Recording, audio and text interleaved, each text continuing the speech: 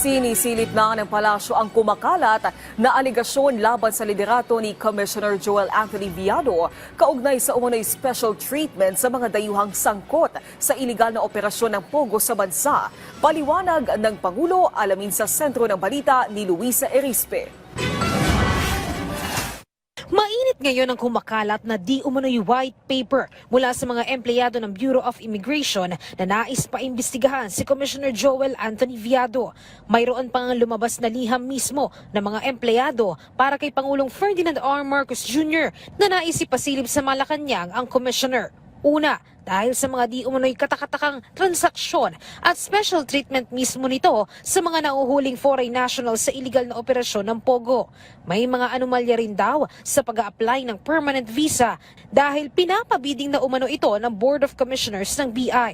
Ang Chinese permanent quota visa aabot umano sa 5 milyong piso at ang European visa ay nasa 500,000 pesos. Isa pa sa nais nilang paimbestigahan ang bigla ang pagpapakawala umano ni Viado sa 114 na foreign nationals na nahuli sa isang Pogo raid sa BGC nitong Marso at pati na rin ang umano'y pakikialam nito sa bidding process para sa ilalagay na e-gate sa mga paliparan. Pero si Pangulong Ferdinand R. Marcos Jr. mismo nagsalita na hinggil sa reklamo ng mga empleyado ng BI. Paniniguro ng Pangulo, sinisilip na ito ng palasyo. Kaya lang, kailangan niya itong pag-aralang mabuti dahil anonymous o hindi pirmado ang kumakalat na papel.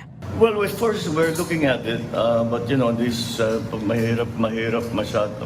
Mahirap mapag-aralan na mabuti kung white paper na hindi pinirmahan at saka walang specifics. But nonetheless, everything like this, we look into it and we will continue to do that. Kahit naman ang Department of Justice, sinisilip na rin ng reklamo sa BI. Matagal nang sinasabi ni Secretary Remulla na gusto talaga niyang alisin ang mga avenues for corruption sa Bureau of Immigration at hindi pa rin kami tumigil dyan sa paghanap ng paraan. Pero giit ng DOJ, kung maaari, lumapit mismo sa kanilang tanggapan ang mga ayaw magpakilala na nagpapakalat ng white paper at sumulat sa Pangulo. Dalhin din sa kanila ang mga ebidensya at dokumento sa mga paratang kay Viado dahil nga kung walang dokumento at hindi pirmado, anoan niya ang pinagkaiba nito sa fake news. Sana naman hindi gamitin ang political climate, lalo na may courtesy resignation sa mga heads of agency bilang channel or tool para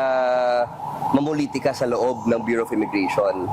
Naglabas naman ng pahayag si Commissioner Viado hinggil sa mga reklamo at paratang na ibinabato sa kanya. Giit nito, hindi totoo ang mga aligasyon. Natukoy na rin nila kung sino ang nasa likod ng pagbato ng mga aligasyon at handa silang iharap kung sino-sino ang mga ito.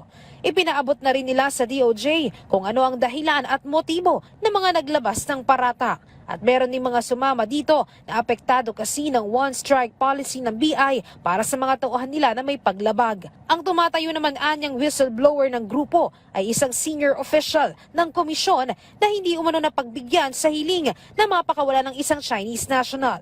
Naniniwala naman si Viado sa tamang panahon, lalabas din ang katotohanan. Luisa Erispe para sa Pambansang TV sa Bagong Pilipinas.